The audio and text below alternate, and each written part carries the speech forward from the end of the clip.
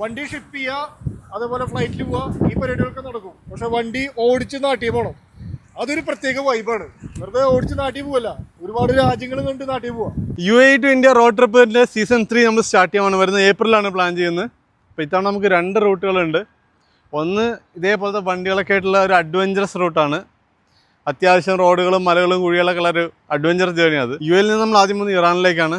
ഇറാനിൽ നിന്ന് തുർക്ക്മെനിസ്ഥാൻ, പിന്നെ ഉസ്ബെക്കിസ്ഥാൻ, പിന്നെ തജിക്കിസ്ഥാൻ, പിന്നെ കിർഗിസ്ഥാൻ, പിന്നെ കസാക്കിസ്ഥാൻ, ചൈന, ടിബറ്റ്, നേപ്പാൾ വഴി നമ്മുടെ സ്വന്തം നാട്ടിലേക്ക്. ഓക്കെ, നമുക്ക് 2 രീതിയിൽ നമ്മൾ ഇത്തവണ റൂട്ട് ഡിസൈൻ ചെയ്യുന്നത്. ഒന്ന് അഡ്വഞ്ചറസ് ആളുകൾക്ക് വേണ്ടിയിട്ട് നമുക്ക് തുർക്ക്മെനിസ്ഥാനിലെ ദർവാസ ഗ്യാസ് ക്രേറ്റർ, അതേപോലെ തജിക്കിസ്ഥാനിലെ പാമീർ ഹൈവേ, ലോകത്തിലെ ഏറ്റവും ഉയരം കൂടിയ 2ാമത്തെ ഇൻ്റർനാഷണൽ ഹൈവേ ആണത്. അത് നമ്മൾ ലേ ലഡാക്കിലൊക്കെ ആളുകൾ റോഡ് ട്രിപ്പിന് പോകണ്ടല്ലോ.